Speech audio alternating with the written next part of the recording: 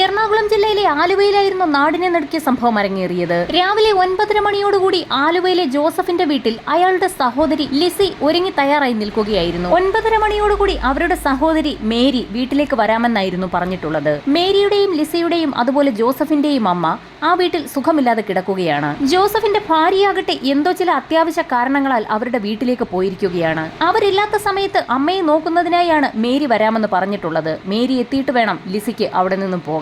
എന്നാൽ മണിക്കൂറുകൾ പിന്നിട്ടിട്ടും മേരിയെ കാണാതായതോടുകൂടി ലിസി തന്റെ സഹോദരൻ ജോസഫിനോട് മേരിയെ ഒന്ന് വിളിച്ചു നോക്കാൻ പറഞ്ഞു.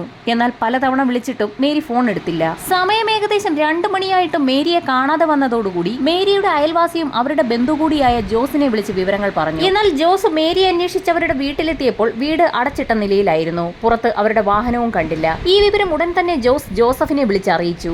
മേരിയും കുടുംബവും പള്ളിയിൽ ജന്മദിനാഘോഷങ്ങളിൽ പങ്കെടുക്കാൻ പോയതാകാമെന്ന് ജോസഫും കരുതി. അന്ന് വൈകുന്നേരം 8 മണിക്ക് ജോസഫ് വിളിച്ചിട്ടും മേരി ഫോൺ എടുക്കാതെ വന്നതോടെ ജോസഫിന് എന്തോ ചില സംശയങ്ങൾ തോന്നി. തന്റെ ഭാര്യ സഹോദരനെയും കൂട്ടി ജോസഫ് മേരിയുടെ വീട്ടിലേക്ക് പുറപ്പെട്ടു. രാത്രി 10 മണിയോടുകൂടി ആലുവയിലുള്ള അവരുടെ വീട്ടിലെത്തി. ഗേറ്റ് തുറന്ന് അകത്ത് കടന്നപ്പോൾ രാവിലത്തെ പാലും പത്രവും പുറത്തിരിക്കുന്നതാണ് കണ്ടത്. വീട്ടിൽ ആരുമില്ല എന്ന് തന്നെ അവർ ഉറപ്പിച്ചു. എങ്കിലും ജോസഫ് വെറുതെ വീടിന്റെ ഒരു വശത്തുള്ള ജനലിലൂടെ അകത്തേക്ക് നോക്കി. അപ്പോഴാണ് വാതിലിന്റെ ഒരു പാളിയുടെ കൊളുത്ത് എടുത്തിട്ടിരിക്കുന്നത് കണ്ടത്. ജോസഫും അളിയനും കൂടി വാതിൽ തുറന്ന് അകത്ത് കയറി. തങ്ങളുടെ കൈവശമുണ്ടായിരുന്ന ടോർച്ച് അടിച്ചു നോക്കിയതും നടുക്കുന്ന ഒരു കാഴ്ചയാണ് അവർ കണ്ടത്. ആ വീട്ടിലെ പയ്യൻ ജോമോൻ സ്വീകരണ മുറിയിൽ രക്തത്തിൽ കുളിച്ചു കിടക്കുന്നു. തൊട്ടടുത്ത മുറിയിലേക്ക് ടോർച്ചടിച്ചു നോക്കിയ ജോസഫ് കണ്ടത് ജോമോന്റെ സഹോദരി ദിവ്യ ആ മുറിയിലെ കട്ടിലിൽ കമിഴ്ന്നു കിടക്കുന്നതാണ്. അവരോടിച്ചെന്ന് മുറിയിൽ കിടക്കുന്ന ദിവ്യയെ നോക്കിയപ്പോൾ അവൾക്കും അനക്കമുണ്ടായിരുന്നില്ല. തിരിച്ച് ഹാളിലേക്ക് ഇറങ്ങിയ ജോസഫും അളിയനും പെട്ടെന്നൊരു കാഴ്ച കണ്ട് നിലവിളിച്ചു പോയി. അവിടെ ഒരു കസേരയിൽ അവരെ തന്നെ നോക്കിയിരിക്കുകയാണ് ബേബി എന്ന് വിളിക്കുന്ന ജോസഫിന്റെ സഹോദരി മേരി. അവരുടെ ശരീരത്തിൽ നിന്നും രക്തം വാർന്നൊഴുകിക്കൊണ്ടിരിക്കുകയാണ്. തന്റെ സഹോദരിയുടെ ജീവനറ്റ ശരീരം കസേരയിലിരിക്കുന്നത് കണ്ട് ജോസഫ് മരവിച്ച് നിൽക്കുന്നതിനിടയിലാണ് അളിയൻ മറ്റൊരു കാഴ്ച കാണുന്നത്. കസേരയിലിരിക്കുന്ന മേരിയുടെ തൊട്ട് താഴെയായി അവരുടെ ഭർത്താവ് കമിഴ്ന്നു കിടക്കുന്നു. അയാൾക്ക് ചുറ്റും രക്തം തളം കെട്ടിക്കിടപ്പുണ്ട്. അത് മേരിയുടെ ഭർത്താവ് അഗസ്റ്റിനായിരുന്നു. നടക്കുന്ന കാഴ്ച കണ്ട് നിലവിളിച്ച് കരഞ്ഞുകൊണ്ട് ജോസഫും അളിയനും കൂടി തൊട്ടടുത്ത ജോസിന്റെ വീട്ടിലേക്ക് ഓടിക്കയറി. ഉടൻ തന്നെ അവരുടെ ഒരു ബന്ധു റോയിയെ കൂടി അവിടേക്ക് വിളിച്ചു വരുത്തി. 4 സംഘം ഉടൻ തന്നെ ആലുവ പോലീസ് സ്റ്റേഷനിലെത്തി SIയെ വിവരം ധരിപ്പിച്ചു. വിവരം കേട്ട ഉടൻ തന്നെ പോലീസ് സംഘം ആലുവയിലെ ഹാർഡ്വെയർ കട നടത്തുന്ന അഗസ്റ്റിൻ മാഞ്ഞൂരാന്റെ വീട്ടിലേക്ക് എത്തി. SI NV ജോൺ സംഘവും മാഞ്ഞൂരാന്റെ വീടിനുള്ളിലേക്ക് കടന്ന് ലൈറ്റിട്ടു. അവിടെ തീർത്തും നടുക്കുന്ന ഒരു കാഴ്ചയായിരുന്നു പോലീസ് സംഘം കണ്ടത്. അഗസ്റ്റിൻ മാഞ്ഞൂരാനും അദ്ദേഹത്തിന്റെ ഭാര്യയും 2 മക്കളും കൊല്ലപ്പെട്ട് കിടക്കുന്നു. അപ്പോഴാണ് മറ്റൊരു കാര്യം SIയുടെ ശ്രദ്ധയിൽപ്പെട്ടത്. അവർ കൊല്ലപ്പെട്ട് കിടക്കുന്ന പ്രധാന ഹാളിന്റെ ഭിത്തിയിലായി രക്തം കൊണ്ട് ഒരു ചിത്രം വരച്ചിരിക്കുന്നു. ഒരമ്പും അമ്പിൽ കോർത്തിരിക്കുന്ന വില്ലുമായിരുന്നു ചിത്രത്തിലുള്ളത്. പോലീസുകാർ ആ കാഴ്ച കണ്ട് അമ്പരന്ന് നിൽക്കുന്ന സമയത്താണ് ജോസഫ് മറ്റൊരു കാര്യം പറയുന്നത്. ഈ വീട്ടിൽ ഇവരെ കൂടാതെ അഗസ്റ്റിന്റെ അമ്മയും സഹോദരിയും കൂടിയുണ്ട്. പോലീസ് സംഘം ഉടൻ തന്നെ അകത്തേക്ക് കടന്ന് പരിശോധന ആരംഭിച്ചു. അടുക്കളയിലെത്തിയ പോലീസുകാർ അക്ഷരാർത്ഥത്തിൽ നടുങ്ങിപ്പോയി. അടുക്കളയിൽ കൊല ചെയ്യപ്പെട്ട നിലയിൽ കിടക്കുന്ന അഗസ്റ്റിന്റെ അമ്മയെയും സഹോദരിയെയുമാണ് പോലീസുകാർ അവിടെ കണ്ടത്. അറിയപ്പെടുന്ന ഒരു കുടുംബത്തിലെ 6 പേർ അതിക്രൂരമായി കൊല ചെയ്യപ്പെട്ട വിവരം പോലീസ് സംഘം ഉടൻ തന്നെ ഉയർന്ന ഉദ്യോഗസ്ഥരെ അറിയിച്ചു. പിറ്റേ ദിവസം നേരം പുലർന്നപ്പോഴേക്കും വാർത്ത നാടാകെ പരന്നിരുന്നു. ഉന്നത ഉദ്യോഗസ്ഥരും ഫോറൻസിക് സംഘവും ഫോട്ടോഗ്രാഫേഴ്സും അടക്കം സ്ഥലത്തേക്കെത്തി. ഫോറൻസിക് സംഘം വീടിനകത്തുള്ള എല്ലാ വിരലടയാളങ്ങളും ശേഖരിച്ചു. മഴുവും കത്തിയുമൊക്കെ ഉപയോഗിച്ചാണ് അതിക്രൂര കൊലപാതകം നടന്നിരിക്കുന്നത്. ഇതിനു പുറമെ രക്തം പുരണ്ട ഒരു സ്റ്റൂളും കണ്ടെത്തി. വിവരമറിഞ്ഞ് അഗസ്റ്റിന്റെയും മേരിയുടെയും സഹോദരങ്ങളും സ്ഥലത്തെത്തി. അവരുടെ സാന്നിധ്യത്തിൽ പോലീസുകാർ അവരുടെ അലമാരികളെല്ലാം വിശദമായി പരിശോധിച്ചു. എന്നാൽ അവിടെ നിന്നും ഒരു സാധനം പോലും മോഷണം പോയിട്ടില്ല എന്ന് വ്യക്തമായി. അലമാരകളിൽ വെച്ചിരിക്കുന്ന പണവും 150 പവനോളം വരുന്ന സ്വർണവും അവിടെ തന്നെ ഉണ്ടായിരുന്നു. ഇൻക്വസ്റ്റ് നടപടികൾ പൂർത്തിയാക്കിയ ശേഷം മൃതദേഹങ്ങൾ പോസ്റ്റ്മോർട്ടത്തിനായി അയച്ചു. ഡോഗ് സ്ക്വാഡ് സ്ഥലത്തെത്തിയിരുന്നെങ്കിലും പ്രത്യേകിച്ച് ഒരു ഗുണവും ഉണ്ടായില്ല. വീടിനകത്തും പുറത്തും ചുറ്റി നടന്ന ശേഷം പോലീസ് നായ റോഡ് വരെ മാത്രമേ പോയുള്ളൂ. കൃത്യം നടത്തിയ ശേഷം വ്യക്തികൾ അല്ലെങ്കിൽ ഒരു വ്യക്തി റോഡ് വരെ പോയതായുള്ള ഒരു അറിവ് മാത്രമാണ് അതിൽ നിന്ന് ലഭിച്ചത്. പഴുതടച്ചുള്ള അന്വേഷണം ആരംഭിക്കുന്നതിന്റെ ഭാഗമായി 30 പേരടങ്ങുന്ന പോലീസ് സംഘത്തെ നിയോഗിച്ചു. കൊല്ലപ്പെട്ട അഗസ്റ്റിനോട് വിരോധമുള്ള ആരെങ്കിലും ഉണ്ടോ എന്നുള്ളതായിരുന്നു പോലീസിന്റെ ആദ്യഘട്ട അന്വേഷണം. അഗസ്റ്റിൻ വീട് വെക്കുന്നത് സംബന്ധിച്ച് ചില കേസും തർക്കങ്ങളും ഉണ്ടായിരുന്നു. സഹോദരന്മാരുമായുള്ള അഗസ്റ്റിന്റെ ആ ഒരു കേസ് കൂടാതെ മറ്റ് യാതൊരു പ്രശ്നങ്ങളും അഗസ്റ്റിൻ ഉണ്ടായിരുന്നില്ല. എന്നാൽ വിശദമായ പോലീസ് അന്വേഷണത്തിൽ സ്വത്ത് തർക്കമോ സഹോദരങ്ങളുമായുള്ള യാതൊരു പ്രശ്നമോ ഈ സംഭവത്തിൽ ഉൾപ്പെടുന്നില്ല എന്ന് പോലീസിന് വ്യക്തമായി. ഫോറൻസിക് സംഘം തെളിവുകൾ ശേഖരിക്കുന്നതിനിടയിൽ അഗസ്റ്റിന്റെ മകനായ ജോമോന്റെ കയ്യിൽ നിന്നും ഒരു രോമം കണ്ടെത്തിയിരുന്നു. നിർണായകമായ ഒരു തെളിവായി അത് മാറുകയായിരുന്നു. കൊല്ലപ്പെട്ട 6 പേർക്ക് പുറമെ ആ വീട്ടിൽ നിന്നും 9 പേരുടെ വിരലടയാളങ്ങൾ കൂടി ഫോറൻസിക് സംഘം കണ്ടെത്തി. അതിൽ 5 എണ്ണം അവ്യക്തവും 4 എണ്ണം വളരെ വ്യക്തവുമായിരുന്നു. ആ വീടുമായി ബന്ധമുള്ള ആളുകളുടെയൊക്കെ വിരലടയാളങ്ങൾ പോലീസ് സംഘം ശേഖരിച്ചു തുടങ്ങി. ഇതിനിടയിലാണ് പോസ്റ്റ്മോർട്ടം റിപ്പോർട്ട് എത്തുന്നത്. റിപ്പോർട്ട് അനുസരിച്ച് ആദ്യം കൊല ചെയ്യപ്പെട്ടിരിക്കുന്നത് അഗസ്റ്റിന്റെ സഹോദരി കൊച്ചുറാണിയാണ്. തുടർന്ന് മണിക്കൂറുകൾ ഇടവിട്ടാണ് ബാക്കിയുള്ളവർ കൊല്ലപ്പെട്ടിരിക്കുന്നത്.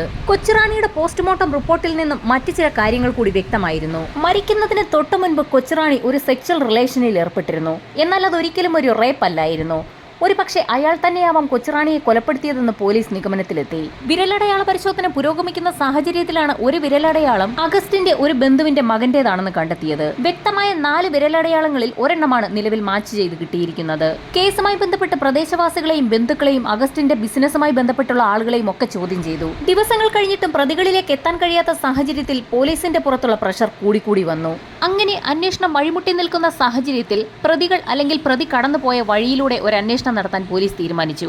കടന്നുപോയ വഴികളിൽ ആരെങ്കിലുമൊക്കെ അവരെ കണ്ടിട്ടുണ്ടാവാം. കൊല നടത്തിയ വ്യക്തി അല്ലെങ്കിൽ വ്യക്തികൾ ആ വീട്ടിൽ നിന്നും കൃത്യം നടത്തിയ ശേഷം പുറത്തേക്ക് പോയിട്ടുണ്ടാവുക വെളുപ്പിന് ഏകദേശം 2 മണിക്കും 5 മണിക്കും ഇടയിലായിരിക്കണം. ആ സമയത്ത് ഏകദേശം പ്രതികൾ കടന്നു പോയിട്ടുണ്ടാകാൻ സാധ്യതയുള്ള വഴികളെക്കുറിച്ചുള്ള ഏകദേശ വിവരം തയ്യാറാക്കിയപ്പോൾ പോലീസ് ഉദ്യോഗസ്ഥൻ ബേബി വിനോദിന്റെ ശ്രദ്ധയിൽപ്പെട്ടത് പള്ളിക്ക് സമീപത്തൂടി കടന്നു പോകുന്ന ഒരു റോഡാണ്. എങ്ങനെയാണെങ്കിലും അഗസ്റ്റിൻ മാഞ്ഞൂരാന്റെ വീട്ടിൽ നിന്നും രക്ഷപ്പെടണമെങ്കിൽ ആ പള്ളിയുടെ സമീപത്തുള്ള റോഡിൽ കൂടി കടന്നു പോയേ മതിയാകൂ. അങ്ങനെ ഒരു ദിവസം വെളുപ്പിന് 2 മണി മുതൽ പോലീസ് സംഘം പള്ളിക്ക് മുൻവശത്തുള്ള റോഡിൽ നിൽപ്പുറപ്പിച്ചു. അതുവഴി കടന്നുപോയ പലരെയും ചോദ്യം ചെയ്തെങ്കിലും ഒന്നും ലഭിച്ചില്ല. രാവിലെ ഏകദേശം 5 മണിയോടുകൂടി ഒരു വല്യമ്മ റോഡിലൂടെ കടന്നു വരുന്നത് കണ്ട് പോലീസ് സംഘം വല്യമ്മയെയും ചോദ്യം ചെയ്തു. അവരുടെ ഒരു ബന്ധു തൊട്ടടുത്ത ആശുപത്രിയിൽ അഡ്മിറ്റ് ആയതിനാൽ കഴിഞ്ഞ ഒരാഴ്ചയായി ആ സമയത്ത് അവർ അതുവഴി കടന്നു പോകുന്നത് പതിവാണെന്ന് അവർ വ്യക്തമാക്കി. അഗസ്റ്റിന്റെ വീട്ടിൽ കൊലപാതകം നടന്ന ദിവസവും വല്യമ്മ അതുവഴി കടന്നുപോയിരുന്നു. എന്നാൽ അന്ന് അവർ പ്രത്യേകിച്ച് ആരെയും കണ്ടിരുന്നില്ല എന്ന് പോലീസിനോട് വ്യക്തമാക്കി. ഇത്രയും പറഞ്ഞ് മുൻപോട്ട് പോയ വല്യമ്മ ഒരു നിമിഷം നിന്നു. ശേഷം പോലീസിന് നേരെ തിരിഞ്ഞ് അന്ന് താൻ ആന്റണിയെ കണ്ടിരുന്നു എന്ന് പോലീസിനോട് പറഞ്ഞു. ആന്റണി ആരാണെന്ന് പോലീസ് ചോദിച്ചപ്പോൾ ഗൾഫിൽ പോയ ചെറുക്കനില്ലേ അവനാണ് ആന്റണി എന്ന് വല്യമ്മ പറഞ്ഞു. ഇത്രയും പറഞ്ഞ് വല്യമ്മ കടന്നുപോയപ്പോൾ പോലീസ് സംഘം ആന്റണിയെക്കുറിച്ച് വിശദമായി അന്വേഷിക്കാൻ തീരുമാനിച്ചു. അന്വേഷണത്തിൽ ആന്റണി അഗസ്റ്റിന്റെ ഏറ്റവും അടുത്ത ബന്ധുവാണെന്നും കൊലപാതകം നടന്നതിന്റെ പിറ്റേ ദിവസമാണ് ആന്റണി ഗൾഫിലേക്ക് പോയതെന്നും വ്യക്തമായി. ഇത്രയും വലിയൊരു കൊലപാതകം നടന്നിട്ടും തൊട്ടടുത്ത ദിവസം തന്നെ ആ വീട്ടിലേക്ക് എത്താതെ ഗൾഫിലേക്ക് എന്തുകൊണ്ടാകാം ആന്റണി പോയതെന്ന് പോലീസിന് സംശയമുണ്ടായി. കൊലപാതകങ്ങൾ നടന്നത് ഒരു രാത്രിയിലായിരുന്നു. അതിന്റെ പിറ്റേ ദിവസം രാത്രിയായപ്പോഴായിരുന്നു കൊലപാതക വിവരം പോലീസുകാരും ബന്ധുക്കളുമൊക്കെ അറിഞ്ഞത്. കൊല നടന്നതിന്റെ പിറ്റേ ദിവസം രാവിലെയാണ് ആന്റണി ഗൾഫിലേക്ക് പോയത്. അതുകൊണ്ട് തന്നെ അയാൾ ഈ കൊലപാതക വിവരം അറിഞ്ഞു കാണാൻ സാധ്യതയില്ല എന്ന് പോലീസ് നിഗമനത്തിലെത്തി. എങ്കിലും ആന്റണിയുടെ പേര് പോലീസ് സംഘം ഒന്ന് നോട്ട് ചെയ്തു വെച്ചു. തുടർന്ന് അഗസ്റ്റിന്റെ പരിസര പ്രദേശത്തുള്ള ഓരോ വീടുകളിലും കയറിയിറങ്ങി പോലീസുകാർ ഒരു ചോദ്യം ചെയ്യൽ നടത്തി. സംഭവം നടക്കുന്നതിന്റെ തലേ ദിവസവും തൊട്ടടുത്ത ദിവസങ്ങളിലോ അസ്വാഭാവികമായി അവിടെ എന്തെങ്കിലും കണ്ടിട്ടുണ്ടോ എന്ന് നാട്ടുകാരോടൊക്കെ പോലീസ് തിരക്കി. കാര്യങ്ങൾ അന്വേഷിക്കുന്നതിന്റെ ഭാഗമായി നിരവധി വീടുകളിൽ കയറിയിറങ്ങി രാജൻ എന്ന വ്യക്തിയുടെ വീട്ടിലെത്തി. രാജനോട് കാര്യങ്ങളൊക്കെ തിരക്കുന്നതിനിടയിൽ രാജൻ പറയുന്നതിനും അപ്പുറത്ത് രാജന്റെ ഭാര്യയ്ക്ക് എന്തോ ചിലത് പറയാനുണ്ടെന്ന് പോലീസിന് ചെറിയൊരു സംശയം തോന്നി. കാരണം ആ സ്ത്രീ എന്തോ പറയാൻ തുടങ്ങിയപ്പോൾ രാജൻ പെട്ടെന്ന് അവരുടെ കൈക്ക് കയറി പിടിക്കുന്നത് പോലീസ് ശ്രദ്ധിച്ചിരുന്നു. അങ്ങനെ രാജൻ ഇല്ലാത്ത ഒരു സമയത്ത് അയാളുടെ ഭാര്യയെ ഒന്നുകൂടി ചോദ്യം ചെയ്യാൻ പോലീസ് തീരുമാനിച്ചു. പിറ്റേ ദിവസം വീണ്ടും പോലീസ് സംഘം രാജന്റെ വീട്ടിലെത്തിയപ്പോൾ അയാൾ രാവിലെ പണിക്ക് പോകാൻ ഒരുങ്ങുകയായിരുന്നു. തന്റെ ഭാര്യയെ ഒന്നുകൂടി ചോദ്യം ചെയ്യണമെന്ന് പോലീസ് ആവശ്യപ്പെട്ടപ്പോൾ ഇന്നലെ ചോദിച്ചതാണല്ലോ, ഇന്ന് വീണ്ടും എന്താണ് സാർ ചോദിക്കാനുള്ളതെന്ന് പോലീസിനോട് രാജൻ ചോദിച്ചു. ഇത് വേറെ ചില കാര്യങ്ങളാണെന്നും രാജൻ പണിക്ക് പൊക്കൊള്ളൂ എന്ന് പറഞ്ഞുകൊണ്ട് പോലീസ് രാജനെ അവിടെ നിന്നും പറഞ്ഞുവിട്ടു. പോലീസിന്റെ വിശദമായ ചോദ്യം ചെയ്യലിൽ രാജന്റെ ഭാര്യ പല കാര്യങ്ങളും പറഞ്ഞു തുടങ്ങി. കൊലപാതകം നടന്നതിന്റെ പിറ്റേ ദിവസം രാവിലെ തങ്ങളുടെ മകളെ എൻട്രൻസ് കോച്ചിങ്ങിന് വിടുന്നതിനായി റോഡിലേക്ക് ഇറങ്ങിയ ആ ഒരു സമയത്ത് അഗസ്റ്റിന്റെ വീട്ടിൽ നിന്നും ആന്റണി നടന്നു പോകുന്നത് കണ്ടു എന്നാണ് ആ സ്ത്രീ പറഞ്ഞത്. ആ സമയത്ത് ആന്റണിയെ അവർ വിളിച്ചെങ്കിലും വിളി കേൾക്കാത്തതുപോലെ ആന്റണി വേഗം നടന്ന് തൊട്ടടുത്തുള്ള അയാളുടെ വീട്ടിലേക്ക് കയറിപ്പോയി. ഈ സമയത്താണ് നേരത്തെ വഴിയിൽ കണ്ട അമ്മൂമ്മ പറഞ്ഞ കാര്യവും പോലീസ് ഓർത്തത്. ഈ കേസുമായി ബന്ധപ്പെട്ട് രണ്ടാമത്തെ തവണയാണ് ആന്റണിയുടെ പേര് പോലീസ് കേൾക്കുന്നത്. പോലീസ് സംഘം ഉടൻ തന്നെ ആന്റണിയുടെ വീട്ടിലെത്തി. അതൊരു പഴയ വീടായിരുന്നു. രണ്ടായി വിഭജിച്ച നിലയിലായിരുന്നു ആ വീട്. ആ വീടിന്റെ ഒരു ഭാഗത്ത് ആന്റണിയുടെ ജ്യേഷ്ഠനും കുടുംബവും മറുഭാഗത്ത് ആന്റണിയും കുടുംബവുമായിരുന്നു താമസിക്കുന്നത്. പോലീസ് സംഘം ആദ്യം എത്തിയത് ആന്റണിയുടെ ജ്യേഷ്ഠന്റെ വീട്ടിലേക്കാണ്. കോളിംഗ് ബെല്ലടിച്ചപ്പോൾ പുറത്തേക്കിറങ്ങി വന്നത് ആന്റണിയുടെ ജ്യേഷ്ഠന്റെ 2 പെൺമക്കളാണ്. പോലീസ് വിവരങ്ങൾ ആ കുട്ടികളോട് ചോദിച്ചു. തങ്ങളുടെ ക്ലാരയുടെ കൊച്ചച്ഛൻ ആന്റണി ഗൾഫിന് പോയി എന്നായിരുന്നു കുട്ടികൾ പറഞ്ഞത്. കൊലപാതകം നടന്നതിന്റെ തൊട്ടടുത്ത ദിവസം രാവിലെയാണ് ആന്റണി ഗൾഫിലേക്ക് പോയിരിക്കുന്നത്. അയാൾ ഗൾഫിലേക്ക് പോകുന്നതിന്റെ തലേ ദിവസം, അതായത് കൊലപാതകം നടന്ന ആ രാത്രിയിൽ ആന്റണി വീട്ടിലുണ്ടായിരുന്നോ എന്ന് കുട്ടികളോട് പോലീസ് തിരക്കി. എന്നാൽ അന്ന് അയാൾ വീട്ടിലുണ്ടായിരുന്നില്ല എന്നും കുട്ടികൾ വ്യക്തമാക്കി. പോലീസ് സംഘം ഉടൻ തന്നെ ആന്റണിയുടെ വീട്ടിലെത്തി ഭാര്യയെ ചോദ്യം ചെയ്തു. കുട്ടികൾ പറഞ്ഞ അതേ കാര്യങ്ങൾ തന്നെയാണ് ആന്റണിയുടെ ഭാര്യയും പറഞ്ഞത്. എന്നാൽ ഗൾഫിൽ പോകുന്നതിന്റെ തലേ ദിവസം രാത്രിയിൽ ആന്റണി എവിടെ പോയതാണെന്ന് ഭാര്യ ചോദിച്ചില്ലേ എന്ന് പോലീസ് അവരോട് ചോദിച്ചു. ഗൾഫിൽ പോകുന്നതിനുള്ള വിസ സംഘടിപ്പിക്കുന്നതുമായി ബന്ധപ്പെട്ട് മുംബൈയിലെത്തി ചിലർക്ക് പണം നൽകാനുള്ളതിനാൽ ആ പണം സംഘടിപ്പിക്കുന്നതിനുള്ള ഓട്ടത്തിലായിരുന്നു ഭർത്താവെന്നും ഇതിന്റെ ഭാഗമായി പല ദിവസങ്ങളിലും രാത്രിയിൽ വൈകി എത്തുകയും ചില ദിവസങ്ങളിൽ വരാതിരിക്കുന്നതും പതിവായിരുന്നു എന്ന് ആന്റണിയുടെ ഭാര്യ എമ്മ പോലീസിനോട് പറഞ്ഞു. പിറ്റേ ദിവസം രാവിലെ തന്നെ ഗൾഫിലേക്ക് പോകാനായി തയ്യാറാക്കി വെച്ചിരിക്കുന്ന ബാഗും എടുത്ത് ആന്റണി അവിടെ നിന്ന് പോവുകയും ചെയ്തു. വിസയ്ക്കുള്ള പണത്തിനായി തലേ ദിവസം രാത്രി ആന്റണി പോയിട്ട് ആ പണം ലഭിച്ചോ എന്നും പോലീസ് ചോദിച്ചു. പലിശയ്ക്ക് പണം നൽകുന്ന പെരുമ്പാവൂരുള്ള ഒരു രമേശിന്റെ കയ്യിൽ നിന്നും പണം സംഘടിപ്പിച്ചാണ് ആന്റണി ഗൾഫിലേക്ക് പോയതെന്നും അവർ വ്യക്തമാക്കി. അങ്ങനെ പോലീസ് സംഘം പെരുമ്പാവൂരുള്ള രമേശിന്റെ വീട്ടിലെത്തി. ആന്റണിക്ക് രമേശ് പണം നൽകിയോ എന്നുള്ള പോലീസിന്റെ ചോദ്യത്തിന് ഞെട്ടിക്കുന്ന ഒരു മറുപടിയായിരുന്നു തിരികെ ലഭിച്ചത്. വർഷങ്ങൾക്ക് മുൻപ് 2 ലക്ഷം രൂപ ആന്റണിക്ക് രമേശ് കടം നൽകിയിരുന്നു. അതിൽ ഒരു ഭാഗം തിരിച്ചടയ്ക്കാനാണ് കഴിഞ്ഞ ദിവസം ആന്റണി എത്തിയത്. അയാൾ കുറച്ച് പണം നൽകിയ ശേഷം ബാക്കി തുക ഗൾഫിലെത്തി അയച്ചു നൽകാമെന്ന് പറഞ്ഞിട്ടാണ് അവിടെ നിന്നും പോയത്. ആന്റണിയുടെ കൈവശം പണമില്ല എന്നും ഗൾഫിൽ പോകുന്ന ആവശ്യത്തിനടക്കമുള്ള കാര്യങ്ങൾക്കായി അയാൾ പണത്തിനായി അലഞ്ഞു തിരിയുകയാണെന്നുമുള്ള വിവരമായിരുന്നു ആന്റണിയുടെ ഭാര്യയുടെ മൊഴിയിലുള്ളത്. അങ്ങനെയുള്ള ആന്റണിയുടെ കൈവശം എങ്ങനെയാണ് പണം എത്തിയതെന്ന് പോലീസിന് സംശയമായി. ആന്റണിയെ കസ്റ്റഡിയിലെടുക്കാൻ തന്നെ പോലീസ് തീരുമാനിച്ചു. ആന്റണിയുടെ ഭാര്യയുടെ മൊഴിയനുസരിച്ച് നിലവിൽ ആന്റണി സൗദി അറേബ്യയിലെ ദമാമിൽ ഒരു ഡോക്ടറുടെ ഡ്രൈവറാണ്. അഗസ്റ്റിൻ മാഞ്ഞൂരാന്റെ വീട്ടിലെ കൊലപാതകം നടന്നതിന്റെ പിറ്റേ ദിവസം രാവിലെ തന്നെ ആന്റണി അപ്രത്യക്ഷനായി. അതിനാൽ തന്നെ കൊലപാതകവുമായി ആന്റണിക്ക് ബന്ധമുണ്ടോ എന്ന് പോലീസ് സംശയിച്ചു. കൊലപാതകം നടത്തി പണം തട്ടിയെടുത്തതാകാമെന്നുള്ള നിഗമനത്തിലാണ് പോലീസ് ആദ്യം എത്തിയത്. എങ്കിലും വലിയൊരു ചോദ്യം പോലീസിന്റെ മുൻപിൽ നിലനിൽക്കുന്നു. ഫോറൻസിക് സംഘത്തിന്റെ റിപ്പോർട്ട് പ്രകാരം ആ വീട്ടിൽ നിന്ന് പണവും സ്വർണവും ഒന്നും തന്നെ നഷ്ടപ്പെട്ടിട്ടുമില്ല.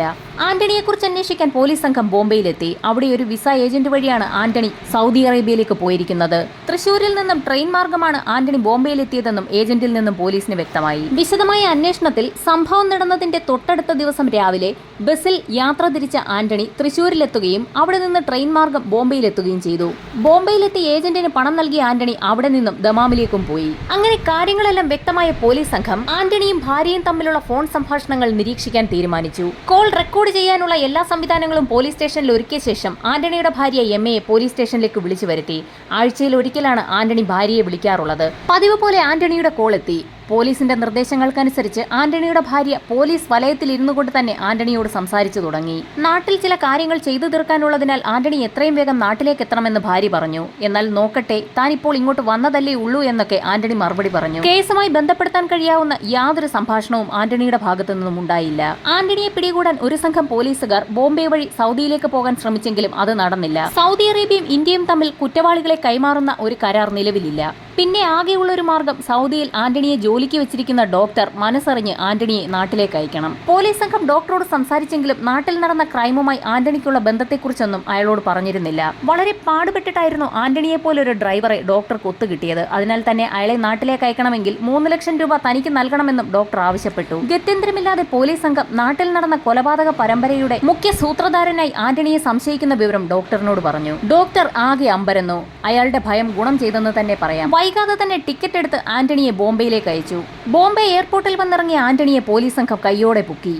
കസ്റ്റഡിയിലെടുത്ത് ചോദ്യം ചെയ്യൽ ആരംഭിച്ചെങ്കിലും തനിക്ക് ആ കൊലപാതകങ്ങളുമായി യാതൊരു ബന്ധവുമില്ല എന്ന് ആന്റണി ഉറപ്പിച്ചു പറഞ്ഞു. ഒരാഴ്ച നീണ്ട ചോദ്യം ചെയ്യലിനൊടുവിലും ആന്റണി ഒന്നും സമ്മതിക്കാതെ വന്നപ്പോൾ പോലീസുകാർ പത്രക്കാരെ എല്ലാം വിളിച്ചു വരുത്തി ആന്റണിയാണ് മുഖ്യപ്രതിയെന്നും അയാളെ വളരെ സാഹസികമായി സൗദി അറേബ്യയിൽ നിന്നും നാട്ടിലെത്തിച്ച് തങ്ങൾ കസ്റ്റഡിയിലെടുത്തെന്നും വ്യക്തമാക്കി. ആന്റണി പറഞ്ഞു തന്ന രീതിയിൽ പോലീസിന്റെ നിഗമനങ്ങളെല്ലാം കൂടി കൂട്ടിച്ചേർത്ത് പത്രങ്ങൾക്ക് ഒരു വിശദീകരണവും നൽകി. നിഗമനങ്ങൾ അനുസരിച്ച് ആന്റണിക്ക് ഗൾഫിൽ പോകാൻ പണം നൽകുന്നത് അഗസ്റ്റിന്റെ സഹോദരി കൊച്ചുറാണിയാണ്. അഗസ്റ്റിന്റെ വീട്ടിൽ സർവ്വസ്വാതന്ത്ര്യമുള്ള അയാളുടെ ബന്ധു കൂടിയായ ആന്റണിക്ക് എപ്പോൾ വേണമെങ്കിലും അവിടെ ചെല്ലാം. അങ്ങനെ പണം വാങ്ങുന്നതിനായി സംഭവം നടക്കുന്ന അന്ന് വൈകുന്നേരം ആന്റണി ആ വീട്ടിലേക്കെത്തി. ആ സമയത്ത് അഗസ്റ്റിനും ഭാര്യയും മക്കളും സിനിമയ്ക്ക് പോകാനായി തയ്യാറായി നിൽക്കുകയാണ്. ആന്റണിയെ അകത്തേക്ക് ക്ഷണിച്ച ശേഷം തങ്ങൾ സിനിമയ്ക്ക് പോയി വരാമെന്ന് പറഞ്ഞ് അഗസ്റ്റിനും കുടുംബവും സിനിമയ്ക്ക് പോയി. ആ സമയം വീട്ടിൽ കൊച്ചുറാണിയും അഗസ്റ്റിന്റെ അമ്മ ക്ലാരയുമായിരുന്നു ഉണ്ടായിരുന്നത്. കുറെ നേരം സംസാരിച്ചിരുന്ന ശേഷം ക്ലാര മുറിക്കുള്ളിലേക്ക് പോയി. ഈ സമയം കൊച്ചുറാണിയോട് അവൾ തരാമെന്ന് സമ്മതിച്ച പണം ആന്റണി ആവശ്യപ്പെട്ടു. എന്നാൽ അങ്ങനെയൊരു പണം നൽകാമെന്ന് പറഞ്ഞിട്ടേ ഇല്ല എന്ന് കൊച്ചുറാണി പറഞ്ഞു. കൊച്ചുറാണി തന്നെ കളിയാക്കുകയാണെന്ന് മനസ്സിലായ ആന്റണി ഒരു നിമിഷത്തെ ദേഷ്യത്തിൽ തൊട്ടടുത്ത് കിടന്ന സ്റ്റൂൾ എടുത്ത് കൊച്ചുറാണിയുടെ തലക്കടിച്ച് അവളെ കൊലപ്പെടുത്തി. സംഭവം പുറത്തറിയാതിരിക്കാൻ തൊട്ടടുത്ത മുറിയിലുണ്ടായിരുന്ന ക്ലാരിയെയും കൊലപ്പെടുത്തി. അപ്പോഴാണ് ആന്റണി ഒരു കാര്യം ഓർത്തത്. താൻ ഈ വീട്ടിലേക്ക് വന്ന കാര്യം അഗസ്റ്റിനും കുടുംബത്തിനും അറിയാം. അവർ വരുമ്പോൾ സഹോദരിയും അമ്മയും കൊല്ലപ്പെട്ട് കിടക്കുന്നത് കാണുമ്പോൾ താനാവും അതിന് പിന്നിലെന്ന് അവർക്ക് മനസ്സിലാവുകയും താൻ പോലീസ് പിടിയിലാവുകയും ചെയ്യും. തുടർന്ന് എന്ത് ചെയ്യാമെന്ന് ആലോചിച്ചിരുന്ന ആന്റണിക്ക് ഒരു ബുദ്ധി തോന്നി. അവൻ കൊച്ചുറാണിയുടെയും ക്ലാരയുടെയും മൃതദേഹങ്ങൾ എടുത്തുകൊണ്ടുപോയി അടുക്കളയിൽ കിടത്തി. ശേഷം സ്വീകരണ മുറി വൃത്തിയാക്കിയ ശേഷം അഗസ്റ്റിനെയും കുടുംബത്തെയും കാത്ത് അവിടെ ഇരുന്നു. ഏതാനും മണിക്കൂറുകൾക്ക് ശേഷം അഗസ്റ്റിന്റെ കാർ വീട്ടുമുറ്റത്തെത്തിയെന്ന് ആന്റണിക്ക് മനസ്സിലായി. ആന്റണി അടുക്കളയിൽ ഒരു ഭാഗത്ത് ഒളിച്ചിരുന്നു. അപ്പോഴേക്കും കതക് തുറന്ന് അഗസ്റ്റിനും കുടുംബവും വീടിനുള്ളിലേക്ക് പ്രവേശിച്ചു. ജോമോൻ ഹാളിലെ സോഫയിലിരുന്നു. അഗസ്റ്റിന്റെ മകൾ ദിവ്യ അവളുടെ മുറിയിലേക്ക് പോയി. മേരി ഡൈനിങ് ടേബിളിനടുത്തുള്ള കസേരയിലിരുന്നു. അപ്പോഴാണ് അഗസ്റ്റിൻ അടുക്കള ഭാഗത്തേക്ക് എത്തിയത്. കതകിന് പുറകിൽ മറഞ്ഞിരുന്ന ആന്റണി ചുറ്റികയുമായി അഗസ്റ്റിന്റെ തലയിലേക്ക് ആഞ്ഞടിച്ച് അയാളെ കൊലപ്പെടുത്തി. ഇത് കണ്ടുകൊണ്ട് ചാടി എഴുന്നേറ്റ മേരിയുടെ കഴുത്തിലേക്ക് ആന്റണി അപ്പോഴേക്കും കത്തി കുത്തി ഇറക്കിയിരുന്നു. അങ്ങോട്ടേക്ക് നിലവിളിച്ചുകൊണ്ട് ഓടിയെത്തിയ ജോമോനെയും ദിവ്യയെയും ആന്റണി അതിക്രൂരമായി വെട്ടിക്കൊലപ്പെടുത്തി. ശേഷം ആന്റണി കൊച്ചുറാണിയുടെയും മേരിയുടെയും കഴുത്തിലുണ്ടായിരുന്ന മാലകൾ ഊരിയെടുത്തു. കൃത്യം നടത്തിയ ശേഷം പുറത്തേക്കിറങ്ങിയ ആന്റണി ഒരു നിമിഷം നിന്നു. ശേഷം തിരികെ മുറിയിലേക്കെത്തി അഗസ്റ്റിന്റെ രക്തമെടുത്ത് ഭിത്തിയിൽ ഒരു അമ്പും വില്ലും വരച്ചു. കൊലപാതകം നടത്തിയത് മറ്റാരോ ആണെന്ന് പോലീസിനെ തെറ്റിദ്ധരിപ്പിക്കാനായിരുന്നു അത്. പോലീസിന്റെ ഈ കഥകൾ കേട്ട നാട്ടുകാരും പത്രക്കാരും ഒരുപോലെ ഞെട്ടി. ആന്റണിയെ തെളിവെടുപ്പിനായി കൊണ്ടുവരുന്ന സമയത്ത് ആ പ്രദേശമാകെ ജനസമുദ്രമായിരുന്നു. തെളിവെടുപ്പിനായി പോലീസ് ആദ്യം ആന്റണിയെ എത്തിച്ചത് ആളുകൾ സാധനങ്ങളൊക്കെ വലിച്ചെറിയുന്ന ഒരു പ്രദേശത്തായിരുന്നു. അവിടെ നിന്നും ഒരു പ്ലാസ്റ്റിക് കവറിൽ കയ്യുറയും കണ്ടെത്തി. അഗസ്റ്റിന്റെ വീട്ടിൽ നിന്നും കണ്ടെടുത്ത വ്യക്തമായ 4 ഫിംഗർ പ്രിന്റിൽ ഒരെണ്ണം ആന്റണിയുടേതാണെന്ന് തെളിഞ്ഞു. എന്നാൽ നിരവധി സംഘടനകളും വ്യക്തികളും പല സംശയങ്ങളും മുൻപോട്ട് വെക്കുകയും ഇതിന്റെ ഭാഗമായി ഹൈക്കോടതിയിൽ പുതിയൊരു ഹർജി നൽകുകയും ചെയ്തു. അതിൽ പ്രധാനമായും 2 കാര്യങ്ങളായിരുന്നു ഉള്ളത്. ഒന്ന്, അഗസ്റ്റിന്റെ സഹോദരി കൊച്ചുറാണി മരിക്കുന്നതിന് മുൻപ് ഒരു സെക്ച്വൽ റിലേഷനിൽ ഏർപ്പെട്ടിരുന്നു. അവരുടെ ശരീരത്തിൽ നിന്നും സ്പേമും കളക്ട് ചെയ്തിട്ടുണ്ട്. എന്നാൽ ഇതിനെക്കുറിച്ച് കൂടുതൽ അന്വേഷണം പോലീസ് നടത്തിയില്ല. അതുപോലെ തന്നെ അഗസ്റ്റിന്റെ വീട്ടിൽ നിന്നും 9 വിരലടയാളങ്ങളായിരുന്നു കണ്ടെത്തിയിരുന്നത്. അതിൽ ഒരെണ്ണം മാത്രമായിരുന്നു ആന്റണിയുടേത്. ബാക്കിയുള്ളത് ആരുടേതാണെന്ന് തുടരന്വേഷണം നടത്താൻ പോലീസ് തയ്യാറായില്ല. പോലീസിന്റെ അന്വേഷണത്തിൽ തൃപ്തരല്ലാത്തതിനാൽ മറ്റേതെങ്കിലും ഏജൻസിയെ ഈ കേസ് ഏൽപ്പിക്കണമെന്നായിരുന്നു ഹർജിക്കാരുടെ ആവശ്യം. അങ്ങനെ സംഘടനകളുടെ ഹർജി പ്രകാരം കോടതി കേസ് അന്വേഷണം CBIക്ക് കൈമാറി. CBI അന്വേഷണം ആരംഭിക്കുന്ന സമയത്ത് ആന്റണി മാഞ്ഞൂരൻ ജാമ്യത്തിലിറങ്ങി ആലുവയിൽ ഒരു കടയിൽ ജോലി ചെയ്യുകയായിരുന്നു. CBIയുടെ അന്വേഷണത്തിനൊടുവിലും അവർ ആന്റണിയെ തന്നെയാണ് പിടികൂടിയത്. ആന്റണിയെ കസ്റ്റഡിയിലാക്കിയ CBI അവനെ കൊണ്ടുപോയത് ചെന്നൈയിലെ ഒരു മജിസ്ട്രേറ്റിന് മുൻപിലേക്കാണ്. കേരളത്തിലെ ഒരു മജിസ്ട്രേറ്റിന് മുൻപിലും കുറ്റസമ്മതം നടത്താൻ താൻ തയ്യാറല്ല എന്നും കേരളത്തിന് പുറത്തേക്ക് കൊണ്ടുപോയാൽ കുറ്റസമ്മതം നടത്താമെന്നും ആന്റണി CBIയെ അറിയിച്ചതിനെ തുടർന്നായിരുന്നു ആന്റണിയെ ചെന്നൈയിലേക്ക് കൊണ്ടുപോയത്. ആന്റണി നേരത്തെ കേരള പോലീസിൽ സമ്മതിച്ച അതേ കാര്യങ്ങളും കഥയുമായിരുന്നു ചെന്നൈയിലും മജിസ്ട്രേറ്റിന് മുൻപിൽ ആന്റണി പറഞ്ഞത്. ആന്റണി പറഞ്ഞതനുസരിച്ച് CBI കേസ് ക്ലോസ് ചെയ്തു. വിചാരണയും ആരംഭിച്ചു. വിചാരണ തുടങ്ങുമ്പോൾ 92 സാക്ഷികളും 95 തെളിവുകളുമാണ് CBIയും പോലീസും ചേർന്ന് കോടതിയിലെത്തിച്ചത്. പ്രോസിക്യൂഷൻ ഭാഗത്ത് ഒരു പ്രധാന സാക്ഷി ബോംബെയിലുള്ള സുരേഷാണ്. ആ സുരേഷിന്റെ കയ്യിലായിരുന്നു ആന്റണി ആഭരണങ്ങൾ വിൽക്കാനായി കൊടുത്തത്. സുരേഷ് ആകട്ടെ ആ ആഭരണങ്ങൾ ബോംബെയിൽ വിൽക്കാതെ തിരികെ നാട്ടിൽ കൊണ്ടുവന്ന് അവിടെ ഒരു ജ്വല്ലറിയിൽ പണയം വെക്കുകയായിരുന്നു. പണയം വെച്ച അതേ കടയിൽ നിന്നും പോലീസ് സംഘം ആ ഉരുപ്പടി കണ്ടെത്തുകയും ചെയ്തു. ജോമോന്റെ മൃതദേഹത്തിൽ നിന്നും കണ്ടെത്തിയ രോമം ആന്റണിയുടേതെന്ന് തന്നെ തെളിയിച്ച ഫോറൻസിക് സംഘത്തിലെ ഉദ്യോഗസ്ഥയും ആന്റണിയെ അതിരാവിലെ കണ്ടതായി പറഞ്ഞ അമ്മൂമ്മയും തൊട്ടടുത്ത വീട്ടിലെ രാജന്റെ ഭാര്യയും ഒക്കെ തന്നെ സാക്ഷിപ്പട്ടികയിൽ ഉൾപ്പെട്ടു. അങ്ങനെ കോടതിയിൽ വാദപ്രതിവാദം ആരംഭിച്ചു. ഈ സാക്ഷിമൊഴികളുടെയൊക്കെ ബലത്തിലാണ് ആന്റണിക്കെതിരെയായ മുഴുവൻ കാര്യങ്ങളും പോലീസ് എഴുതി തയ്യാറാക്കിയിരിക്കുന്നത്. വിസ്താരം ആരംഭിച്ചപ്പോൾ ഡിഫൻസിന് വേണ്ടി ഹാജരായ വക്കീലന്മാർ ഈ വാദങ്ങൾ അവിടെ മറ്റൊരു രീതിയിൽ ചോദ്യം ചെയ്തു. പോലീസിന് ലഭിച്ച 9 വിരലടയാളങ്ങളിൽ ഒരെണ്ണം മാത്രം ആന്റണിയുടേതാണ്. എന്നാൽ ആന്റണിയാകട്ടെ കൊലപാതകം നടന്ന ദിവസവും അതിനു മുൻപുള്ള ദിവസങ്ങളിലും ആ വീട്ടിൽ കയറി ഇറങ്ങിയിട്ടുള്ള ഒരു വ്യക്തിയാണ്. അതുകൊണ്ട് തന്നെ ആ വീട്ടിൽ നിന്നും ആന്റണിയുടെ വിരലടയാളം ലഭിച്ചത് വലിയ അസ്വാഭാവികതയൊന്നും തന്നെയില്ല. അടുത്തത് ആന്റണി കൊല ചെയ്യാൻ ഉപയോഗിച്ചതായി കണ്ടെത്തിയ കത്തി, ചുറ്റിക, കൊടുവാൾ, സ്റ്റൂൾ എന്നിവയിൽ ആന്റണിയുടെ വിരലടയാളം പതിഞ്ഞിട്ടുണ്ടോ എന്ന് ഡിഫൻസ് ചോദിച്ചു. എന്നാൽ ആന്റണി ആ സമയത്ത് കയ്യുറ ധരിച്ചിരുന്നെന്നും അതുകൊണ്ടാണ് വിരലടയാളം അതിലൊന്നും പതിയാഞ്ഞതെന്നും ആന്റണി ധരിച്ച കയ്യുറ പിന്നീട് തെളിവെടുപ്പിൽ കണ്ടെത്തിയതായും പ്രതിഭാഗം വാദിച്ചു. എന്നാൽ മാസങ്ങൾക്ക് ശേഷം ചപ്പുചവറുകൾ കൂട്ടിയിട്ടിരിക്കുന്ന ഒരു സ്ഥലത്തു നിന്നുമാണ് ഈ കയ്യുറ കണ്ടെത്തുന്നത്. ഇത്രയും കാലം ആ കയ്യുറ മാത്രം അവിടെ തന്നെ എങ്ങനെ കിടന്നു എന്നുള്ളത് പ്രധാന ചോദ്യമായിരുന്നു. അതുമാത്രമല്ല, കൊല നടത്തിയതിനു ശേഷം അതിന് തൊട്ടടുത്തുള്ള ഒരു പരിസരത്ത് തന്നെ ഇത്തരത്തിലൊരു കയ്യുറ ആന്റണി എങ്ങനെ ഉപേക്ഷിക്കും? ആന്റണി ആഭരണങ്ങൾ പണയം വെച്ച തീയതികൾ സംബന്ധിച്ചും ചില അവ്യക്തതകൾ ഉണ്ടായി. എന്നാൽ അപ്പോഴും സാഹചര്യ തെളിവുകളൊക്കെ ആന്റണിക്കെതിരായിരുന്നു. പ്രോസിക്യൂഷന്റെ വാദം അംഗീകരിച്ച കോടതി വിധി പറഞ്ഞു.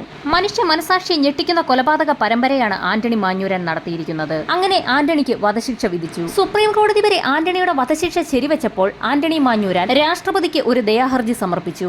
എന്നാൽ രാഷ്ട്രപതിയാകട്ടെ ആ ദയാഹർജി തള്ളുകയും ചെയ്തു. അങ്ങനെ ആന്റണി ഒരു റിവിഷൻ പെറ്റീഷൻ ഫയൽ ചെയ്തു. അതിലൂടെ കടന്നുപോയ സുപ്രീം കോടതി കേസ് ശരിയായ രീതിയിലല്ല അന്വേഷിക്കപ്പെട്ടതെന്നുള്ള കാര്യം വ്യക്തമാക്കി. സുപ്രീം കോടതിയുടെ പ്രധാന ചോദ്യം ഇതായിരുന്നു: കൊലപാതകങ്ങൾ നടക്കുന്നതിന് മുൻപ് തന്നെ കൊച്ചുറാണിയുടെ ശരീരത്തിൽ നിന്നും കളക്ട് ചെയ്യപ്പെട്ട സ്പേമിനെ കുറിച്ച് പോലീസ് എന്തുകൊണ്ട് അന്വേഷണം നടത്തിയില്ല? അത് ആന്റണിയുടേതാണെന്ന് തെളിഞ്ഞിരുന്നെങ്കിൽ കൊലപാതകവുമായി ആന്റണിയെ വേഗം കണക്ട് ചെയ്യാൻ കഴിയുമായിരുന്നു. എന്തുകൊണ്ട് ഇങ്ങനെ ഒരു കാര്യം പോലീസ് തള്ളിക്കളഞ്ഞു എന്നുള്ളതായിരുന്നു സുപ്രീം കോടതിക്ക് അറിയേണ്ടിയിരുന്നത്. രണ്ടാമത്, മാല പണയം വെച്ചതുമായി ബന്ധപ്പെട്ട് നിരവധി കള്ളസാക്ഷികളെയാണ് പോലീസ് നിരത്തിയത്. ഒരു കേസ് ജെനുവിനാണെങ്കിൽ ഇത്തരത്തിൽ കള്ളസാക്ഷികളെ ഒന്നും തന്നെ അവതരിപ്പിക്കേണ്ട ആവശ്യം വരുന്നില്ല. മൂന്നാമതായി, അഗസ്റ്റിന്റെ വീട്ടിൽ നിന്നും കണ്ടെടുത്ത മറ്റ് വിരലടയാളങ്ങളെക്കുറിച്ച് പോലീസ് വിശദമായ അന്വേഷണം നടത്തിയിരുന്നില്ല. ഇതോടൊപ്പം തന്നെ അഗസ്റ്റിന്റെ വീട്ടിൽ ഇത്രയധികം കൊലപാതകങ്ങൾ നടന്നിട്ടും അവിടെ നിന്നും ആന്റണിയുടേതെന്ന് കരുതുന്ന ഒരു തുള്ളി രക്തം പോലും കണ്ടെത്താനായിട്ടില്ല. അഗസ്റ്റിന്റെ വീട്ടിലേക്കെത്തിയ ആന്റണി നേരത്തെ തന്നെ കയ്യുറ കയ്യിൽ കരുതിയിട്ടുണ്ടായിരുന്നോ? ആ കാര്യത്തിലും വ്യക്തത വരുത്തിയിട്ടില്ല. അതുകൊണ്ട് തന്നെ പോലീസുകാർ കണ്ടെത്തിയ മുഴുവൻ കാര്യങ്ങളും പൂർണ്ണമായി വിശ്വസിക്കാൻ കഴിയുകയില്ല എന്ന് സുപ്രീം കോടതി വ്യക്തമാക്കി. ഇത്രയും പറഞ്ഞ സുപ്രീം കോടതി ആന്റണി മാഞ്ഞൂരാന്റെ വധശിക്ഷ ജീവപര്യന്തമായി കുറവ് ചെയ്തു.